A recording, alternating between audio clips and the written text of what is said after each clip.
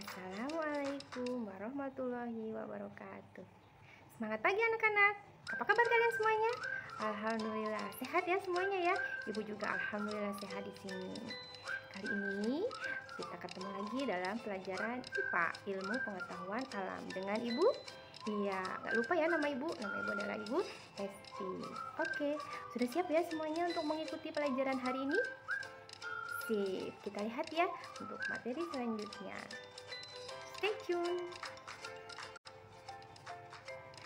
Selamat datang semuanya. Kalian bersemangat ya mengikuti sesi belajar seru ini? Penasaran? Oke, kita lanjutkan ya. Apa yang harus kalian siapkan untuk pertemuan kali ini? Yang pertama adalah pastikan HP kalian itu full baterainya ya. Kemudian yang kedua, siapkan alat tulis kalian untuk mencatat hal-hal yang penting. Dan yang ketiga, jangan lupa sarapan dulu ya, karena sarapan itu adalah sumber energi kalian ya. Kalau nggak sarapan, males jadi belajarnya, lemes, nggak ada tenaga. Sudah siap ya semuanya? Oke. Untuk peraturan pertemuan kali ini, yang pertama adalah kalian harus mengikuti pembelajaran sampai tuntas ya. Dan yang kedua adalah kerjakan tugas dan kumpulkan tepat waktu, karena Ibu lihat ada beberapa yang mengumpulkannya masih terlambat. Siap ya mengikuti peraturan kelas kita kali ini? Oke, sip. Pelajaran IPA hari ini adalah ya, bab 9, sistem ekskresi pada manusia. Ada gambar apa tuh di situ? Ada yang tahu? Iya, pinter. Itu adalah gambar ginjal kita.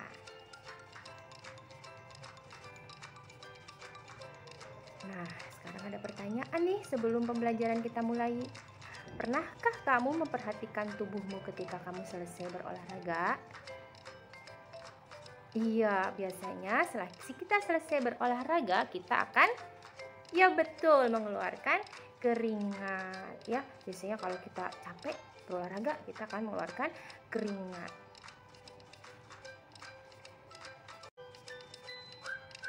Baik anak-anak, kita lihat untuk konsep dari ekskresi ya. Ekskresi itu adalah proses pengeluaran sisa metabolisme yang tidak diperlukan lagi oleh tubuh. Contohnya tadi, pada saat kalian berolahraga, maka nanti kalian akan mengeluarkan keringat. Keringat itu adalah sisa metabolisme dari tubuh kita, harus dikeluarkan. Namanya proses pengeluarannya adalah ekskresi. Ya, paham ya? Kita lanjutkan. Alat ekskresi manusia ada 4. Yang pertama adalah ginjal, yang kedua kulit, ketiga paru-paru, dan yang keempat adalah hati. Ginjal berfungsi untuk menyaring darah yang mengandung zat sisa metabolisme dari sel di seluruh tubuh. Jadi nanti darah kita yang kotor akan disaring oleh ginjal. Hasil penyaringannya berupa urin. Ya, pinter. Ginjal itu nanti akan mengeluarkan atau mengekskresikan urin kita. Untuk selanjutnya adalah proses pembentukan urin. Pembentukan urin itu mengalami 3 tahap. Yang pertama adalah tahap filtrasi atau penyaringan, yang kedua adalah reabsorpsi atau penyerapan kembali, dan yang ketiga adalah augmentasi atau pengeluaran. Untuk tahap yang pertama yaitu filtrasi. Filtrasi itu terjadi di badan Malpighi. Badan Malpighi itu adalah yang ini ya anak-anak ya. Yang buletan ini itu namanya adalah badan Malpighi. Di situ banyak sekali nefronnya ya, pembuluh darahnya, sehingga nanti akan menyaring darah. Fungsinya adalah untuk menyaring. Untuk tahap reabsorpsi atau penyerapan kembali, prosesnya terjadi di tubulus proksimal. Tubulus proksimal itu posisinya di sini ya anak-anak ya, nih tubulus proksimal. Nah ini ya tubulus proksimal. Di situ terjadi proses penyerapan kembali. Jadi dari hasil saringan filtrasi tadi, jika ada zat-zat yang masih dibutuhkan oleh tubuh, maka nanti diserap lagi di tubulus proksimal. Ya. Kemudian selanjutnya tahap yang ketiga adalah tahap augmentasi atau pengeluaran. Tahap augmentasi itu prosesnya terjadi di lengkung Henle ya. Di sini kalau di sini digambarkan itu yang ini ya anak-anak ya, yang C. Ini lengkung Henle itu terjadi peristiwa augmentasi. Jadi urinnya nanti dikeluarkan di situ ya melalui proses. Ini adalah tabel pembentukan urin ya, proses pembentukan urin. Di sini dijelaskan pada tabel ada 3 tahap tadi, ada filtrasi, reabsorpsi, dan augmentasi. Di tahap filtrasi terjadinya di glomerulus. Nanti dihasilkannya berupa urin primer, masih mengandung asam amino, glukosa, dan garam. Kemudian di tahap reabsorpsi terjadi di tubulus contortus proximal. Yang dihasilkan adalah urin sekunder. Kemudian untuk tahap yang ketiga adalah augmentasi, terjadi di tubulus contortus distal. Dihasilkan urin. Nanti urin ini yang akan dikeluarkan oleh tubuh melalui ureter. Baik anak-anak, untuk selanjutnya adalah kulit. Kulit memiliki fungsi untuk menjaga suhu tubuh serta mengeluarkan sisa zat metabolisme tubuh ya.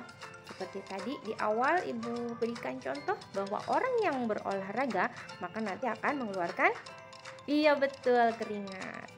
Selain itu, kulit juga memiliki fungsi yang banyak ya, antara lain yaitu melindungi jaringan di bawahnya dari kerusakan-kerusakan fisik karena gesekan, kemudian untuk melindungi kulit dari penyinaran, kemudian melindungi kulit dari berbagai jenis kuman dan zat kimia berbahaya. Selain itu, kulit juga berfungsi untuk mengurangi kehilangan air dalam tubuh, mengatur suhu tubuh, dan menerima rangsang dari luar. Jadi kulit itu memiliki fungsi yang banyak sekali ya anak-anak ya, selain sebagai alat ekskresi. Untuk anatomi kulit, kulit dibagi menjadi 3 bagian utama. Yang pertama adalah epidermis, yang kedua adalah dermis, yang ketiga adalah lapisan subkutan atau dikenal juga dengan lapisan hipodermis. Pada lapisan epidermis atau dikenal juga dengan kulit ari, di situ ada helai rambut ya, dan banyak pembuluh kapiler. Kemudian untuk lapisan dermis, di situ terdapat kelenjar minyak, kemudian ada kelenjar keringat, juga ada serabut. Serabut saraf akan meningkatkan kerja kelenjar keringat sehingga merangsang produksi keringat. Jadi fungsinya serabut saraf itu adalah untuk merangsang produksi keringat. Kemudian untuk lapisan yang terakhir yaitu lapisan hipodermis, sebenarnya ini adalah bukan bagian dari kulit ya anak-anak. Lapisan hipodermis ini merupakan kumpulan jaringan ikat yang berfungsi untuk melekatkan kulit pada otot. Bagian ini berfungsi untuk menjaga suhu tubuh. Baik anak-anak, untuk selanjutnya adalah paru-paru. Paru-paru berfungsi sebagai alat pernafasan dan alat ekskresi. Kita sudah belajar sistem pernafasan yang kemarin ya, bahwa bernafas itu adalah mengambil oksigen dan mengeluarkan karbon dioksida. Karbon dioksida ini yang dikatakan sebagai zat sisa ya, yang harus dikeluarkan oleh tubuh. Reaksi respirasi. Reaksi respirasi itu sama dengan reaksi pernafasan. Kemarin kita sudah belajar ya tentang sistem pernafasan pada manusia. Ya, di sini ada gambar. Siapa yang tahu? Ya betul, di situ adalah gambar alveolus. Alveolus itu adalah tempat pertukaran oksigen dan karbon dioksida. Ya, kemarin ada pertanyaan tentang ini dan masih banyak yang salah. Sekarang udah tahu ya bahwa tempat pertukaran oksigen dan karbon dioksida itu terjadi di alveolus. Ya betul. Bagaimana prosesnya? Oksigen yang memasuki alveolus akan berdifusi dengan cepat memasuki kapiler darah yang mengelilingi alveolus. Sedangkan karbon dioksida akan berdifusi dengan arah yang sebaliknya.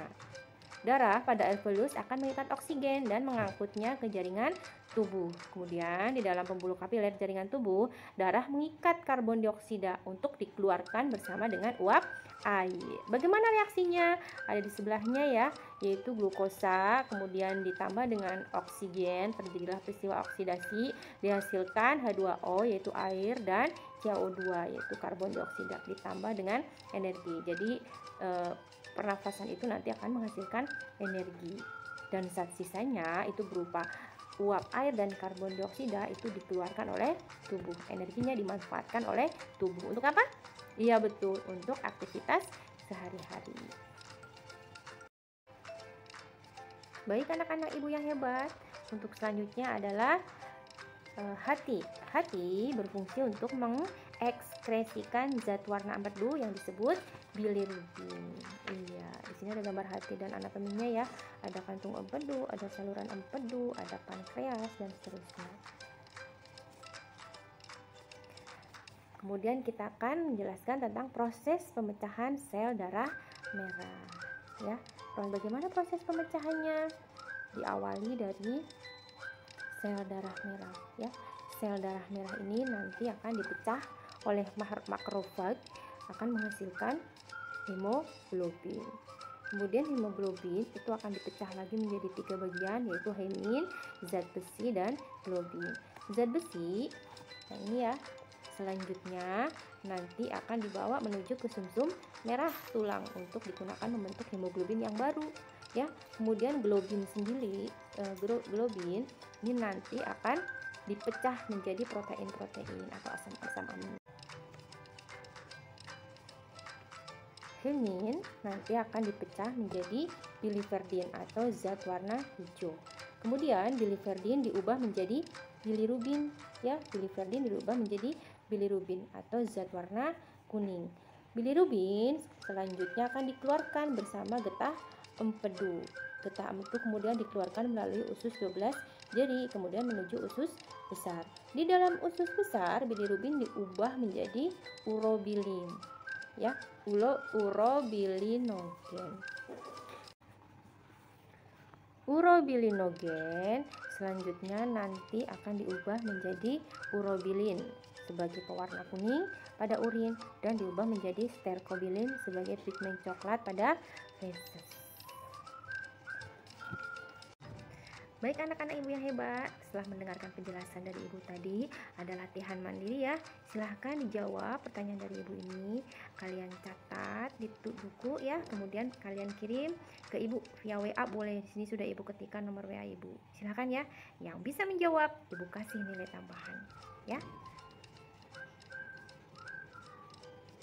Alhamdulillah sesinya sudah selesai ya. Setelah ini kalian silahkan masuk ke classroom lagi dan kerjakan tugas post-test sistem ekskresi pada manusia. Untuk rangkuman materi pada kali ini, yang pertama yang harus kalian ingat adalah pengertian dari ekskresi. Apa itu ekskresi? Iya, betul. Ekskresi adalah proses pengeluaran zat sisa metabolisme yang tidak diperlukan lagi oleh tubuh. Kemudian yang kedua, alat-alat ekskresi apa aja? Iya betul, ada 4. Yang pertama adalah ginjal, yang kedua adalah paru-paru, yang ketiga kulit, dan yang keempat adalah hati. Kemudian yang ketiga, zat sisa yang dikeluarkan oleh alat-alat ekskresi tersebut kalian juga harus paham. Yang pertama adalah ginjal. Zat ekskresinya yang dikeluarkan zat sisanya yaitu urin. Kemudian paru-paru, zat sisanya itu adalah CO2 dan uap air. Yang ketiga adalah kulit, zat sisanya berupa keringat. Yang keempat adalah hati, zat sisanya berupa zat warna empedu. Alhamdulillah akhirnya kita selesai ya untuk pertemuan kali ini. Terima kasih untuk semuanya yang sudah hadir dan mengikuti kelas sampai selesai. Kalian bisa mencari sumber lain untuk lebih memahami materi tentang pertemuan kali ini ya. Silahkan kalian cari informasi sebanyak-banyaknya terkait tentang sistem ekskresi pada manusia ya. Membaca adalah jembatan ilmu. Kalian harus semangat untuk menuntut ilmu dan mencari informasi seluas-luasnya ya. Terima kasih untuk semuanya. Ibu cukupkan. Billahi taufiq wal hidayah. Wassalamualaikum warahmatullahi wabarakatuh. Sampai jumpa lagi di pertemuan berikutnya.